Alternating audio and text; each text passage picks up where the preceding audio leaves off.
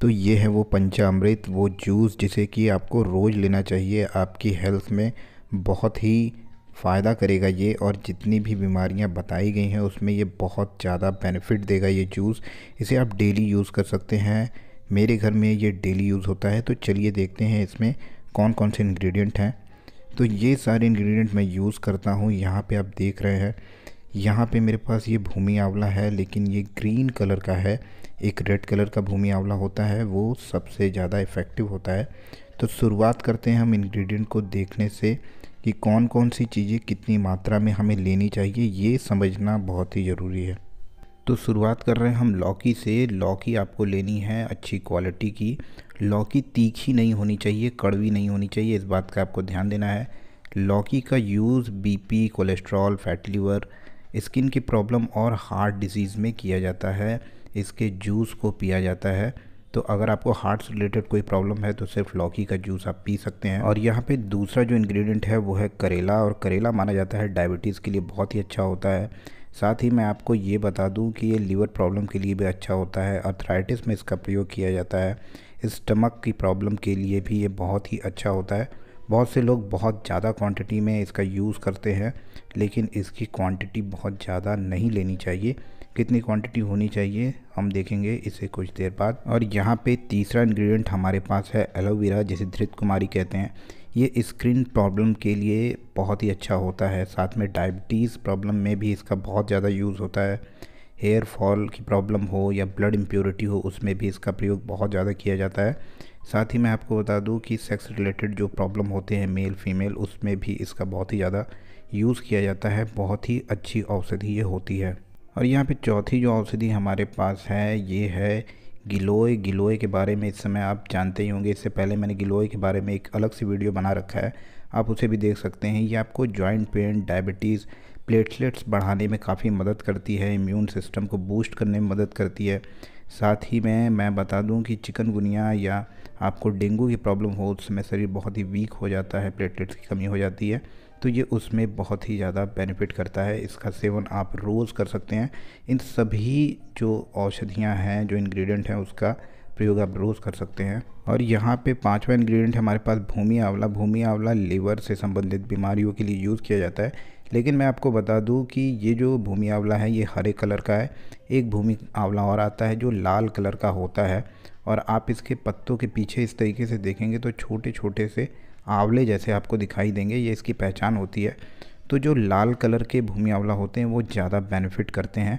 तो अगर कहीं से आपको वो मिले तो आप उसका प्रयोग करें, या आप इस भूमि आंवला का भी प्रयोग कर सकते हैं। तो इसका प्रयोग आप कर सकते हैं अगर आपको पीलिया हो, लीवर से कोई संबंधित प्रॉब्लम हो, शरीर में सूजन हो किसी तरह की, तो उसमें यूज़ हो सकती है। ये काफ़ी अच्छी औषधि है ये भी। और अगर आपको भूमि आंवला नहीं मिलता है तो आप नीम का प्रयोग कर सकते हैं पंचामृत बनाने के लिए। ये नीम के पत्ते बहुत ही बेनिफिट करते हैं। ब्लड से संबंधित कोई इम्प्योरिटी हो, स्किन प्रॉब्लम हो, उसमें भी बेनिफिट करते हैं। स्टमक पेन या आपका पेट से संबंधित कोई भी प्रॉब्लम हो, उसमें बहुत ज़्यादा बेनिफिट करते हैं। डायबिटीज़ में भी ये बहुत काम आता है, और माना जाता है कि कैंसर के जो सेल होते हैं उसे रोकने में भी इसका बहुत ही ज़्यादा बेनिफिट होता है। तो आप अगर आपको भूमि आंवला नहीं मिलता है तो पंचामृत में आप इसका भी प्रयोग कर सकते हैं, या इन 6 औषधियों का भी आप प्रयोग कर सकते हैं। तो अब जल्दी से देख लेते हैं इसका जूस कैसे बनाना है हमें। तो हम क्या करेंगे, यहाँ पे हम शुरुआत करेंगे इस नीम के पत्तों से। तो इसके पत्तों को हम इस तरीके से तोड़ लेंगे और मिक्सी के जार में हम डाल देंगे।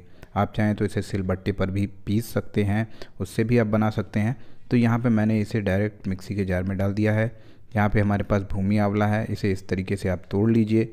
आप इसका काढ़ा भी बना सकते हैं, और इस तरीके से तोड़ के आप मिक्सी के जार में डाल दीजिए। और इसके बाद हम यूज़ करेंगे गिलोय का। तो गिलोय आप लें और इस तरीके से इसके बीच में गांठें होती हैं, तो उसे आप चाकू से इस तरीके से कट कर लीजिए। और कट करने के बाद आप इसे इस तरीके से मोड़ देंगे तो इसके ऊपर की जो ये परत होती है, जो छाल होती है, ये निकल जाती है। और फिर इसके बाद ये हरे रंग का आपको मिलता है गिलोय, इसका हमें यूज़ करना है। इसे आप इस तरीके से आप छिलके को निकाल लें, और फिर उसके बाद आप धो भी सकते हैं। मैंने सारी चीज़ें पहले से अच्छी तरीके से धो के रखी है। इस तरीके से आप इसे काट लीजिए और मिक्सी के जार में आप डाल दीजिए। ये जो सारे इंग्रेडिएंट मैंने लिए हैं उससे 1.5 ग्लास हमारा जूस बनेगा, जिसे 3 लोग पी सकते हैं, यानी कि आधा आधा ग्लास आपको इसका यूज़ करना है हर दिन। गिलोय को भी हम मिक्सी के जार में डाल देंगे। अब इसके बाद मैं आपको बताता हूँ कि एलोवेरा का गूदा किस तरीके से निकालते हैं। तो इसके ऊपरी भाग को इस तरीके से कट करें और इसके किनारे के जो कटीले भाग हैं इसे इस तरीके से चाकू से आप निकाल लीजिए। और निकाल लेने के बाद इसके ऊपर की जो परत है उसे भी आप चाकू से कट कर देंगे। इस तरीके से इसके ऊपरी भाग को, छिलके को आप निकाल देंगे। तो फिर उसके बाद आपको मिलेगा गूदा, इसका पल्प आपको मिलेगा, उसका प्रयोग आपको करना है।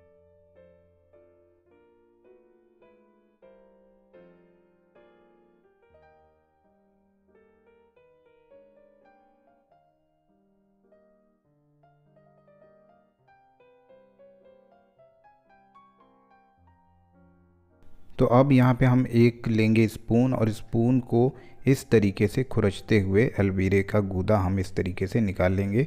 ये सही तरीका होता है। आप चाहें तो पीछे के भाग को भी आप कट कर सकते हैं और उससे आप गूदा निकाल सकते हैं, लेकिन ये सबसे आसान तरीका होता है एलोवेरा का गूदा निकालने के लिए। तो आप बहुत ही आसानी से चम्मच की मदद से एलोवेरा का इस तरीके से गूदा निकाल सकते हैं। ये कुछ हरे हरे आपको दिख रहे हैं गूदे के साथ, लेकिन उससे कोई प्रॉब्लम नहीं होती। और बाकी के एलोवेरा के गूदे को भी मैं निकाल लेता हूँ। तो इस तरीके से ऊपर की परत को आपको निकालने के बाद इस तरीके से स्पून की मदद से आप आराम से एलोवेरा के गूदे को निकाल लीजिए। तो अब हम करेले का यूज़ करेंगे। तो यहाँ पे करेला जो है वो बड़े साइज़ का है, लंबे साइज़ का है, तो इसका आधा ही हमें यूज़ करना है। तो इस तरीके से आप इसे कट कर लीजिए और बीज से हम इसे काट लेंगे। और बीज से काटने के बाद इसकी जो सीड होगी, जो बीज होगी, उसे आपको निकाल लेना है। तो आप बीजों को निकाल लीजिए और इसकी जो बाहरी भाग है उसे हम काट के मिक्सी के जार में डालेंगे और पीस लेंगे। सारी चीज़ों को अच्छी तरीके से पहले आप धो लीजिए। ये बहुत ही ज़रूरी है, चीज़ों को कट करने के बाद उसे आपको नहीं धोना है। यहाँ पे हम लौकी लेंगे। तो ये लौकी जो है करीबन है 600 ग्राम की, और इसे हम क्या करेंगे, बीज से काट लेंगे और फिर इसे छील लेंगे अच्छी तरीके से। छील लेने के बाद फिर हम इसे अच्छे से काट के मिक्सी के जार में डाल देंगे। ये जो लौकी है वो बहुत ही नरम है, तो इसके बीज को आपको निकालने की ज़रूरत नहीं है। अगर आपके पास बड़ी लौकी हो, उसके बीज जो हैं अगर बहुत ज़्यादा कड़े हों तो आप उसे निकाल सकते हैं। कड़वी लौकी नहीं लेनी है आपको, इस बात का ध्यान देना है। तो यहाँ पे सारी चीज़ें हमारी तैयार हो चुकी हैं। मैं सारी चीज़ों को एक बार फिर से आपको दिखा देता हूँ, बता देता हूँ, जिससे कि आपको कोई भी कन्फ्यूजन ना रहे।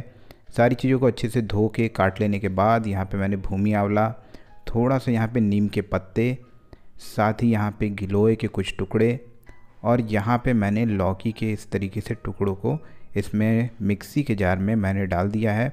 और इसके बाद यहाँ पे मैं डालने वाला हूँ करेले को। तो करेला हमें आधा यूज़ करना है, अगर छोटा करेला हो तो एक करेले का यूज़ करना है बीज निकाल लेने के बाद। और यहाँ पे ताज़े एलोवेरा का गूदा इस तरीके से हमें ले लेना है। सारी चीज़ों को मिक्सी में डाल लेने के बाद थोड़ा सा हमें इसमें पानी डालना है, करीबन आधा ग्लास के आसपास, जिससे होगा क्या कि सारी चीज़ें अच्छे से पिसेंगी। तो अच्छे से आपको पीस लेना है, कम से कम 30 सेकंड तक इसे मिक्सी में आप घुमा लीजिए। और उसके बाद आपको इस तरीके का मिक्सचर मिलेगा, कुछ दरदरा मिक्सचर मिलेगा, जिससे कि गिलोय जो होती है वो थोड़ी सख्त होती है, तो उसे पीसने में थोड़ा दिक्कत होता है। तो इस तरीके से आपको दरदरा इस तरीके से मिक्सचर मिलेगा। और उसके बाद आपको क्या करना है, एक बाउल लेना है। तो यहाँ पे एक बाउल मैंने ले लिया। इसके ऊपर से एक हम छन्नी रखेंगे और इसके ऊपर से हम रखेंगे एक साफ़ कपड़ा। तो कोई भी साफ़ कपड़ा ले ले या चीज़ क्लॉथ ले लें, उसे आप इस तरीके से फैला के आप इसे अच्छी तरीके से छान लीजिए। और एक चीज़ मैं आपको बता दूं, जिस भी जूस में लौकी का प्रयोग होता है या सिर्फ लौकी का जूस आप पीते हैं, तो उसमें अगर आपको आर्थराइटिस है या अस्थमा की प्रॉब्लम है तो डॉक्टर की सलाह या चिकित्सक की सलाह ज़रूर लीजिए।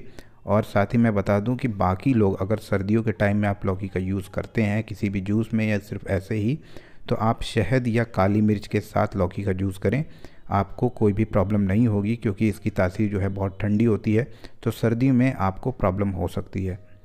कुछ देर मैंने इसे छोड़ दिया था और फिर इसे हाथों से दबा के सारे ही जूस को मैं निकाल लूँगा। इतने में करीबन 1.5 गिलास जूस बन के तैयार होगा। और 1.5 गिलास जूस 3 लोगों के लिए इनफ है। आधा आधा ग्लास आपको इसे लेना है। और एक चीज़ मैं और आपको बता दूं कि शाम के टाइम यानी कि 4 से 5 बजे तक, अगर आप शाम को भी ये जूस पीना चाहते हैं तो पी सकते हैं, 4 से 5 बजे तक पी लें। रात में आपको इस जूस को नहीं पीना है। इस जूस को लेने के साथ ही आपको योग एक्सरसाइज करीब 1 घंटा ज़रूर करना चाहिए अगर आपको कोई भी बड़ी प्रॉब्लम है तो। साथ ही ये जूस आपको फिट रहने में काफ़ी मदद करेगी और आपकी बीमारियों से भी आपको बचाएगी। फिट इंडिया के बारे में आजकल बताया जा रहा है और ये जूस आपको फिट रखने में मदद करेगी। मैंने जितनी भी बारीकियाँ, जितनी भी डिटेल्स आपको बताई हैं, आप उसे ज़रूर फॉलो कीजिएगा और इसके साथ ही आप इस जूस को लीजिए। मेरे घर में ये रोज़ यूज़ होता है, इसका बहुत ही अच्छा रिज़ल्ट भी है, इसलिए मैंने आपको ये रेसिपी बताई है। रेसिपी जितना मैंने बताया है, जिस हिसाब से बनाया है, वैसे ही आप इसे बनाइएगा। वीडियो को लाइक करें, शेयर करें, चैनल को सब्सक्राइब करें। Thank you so much.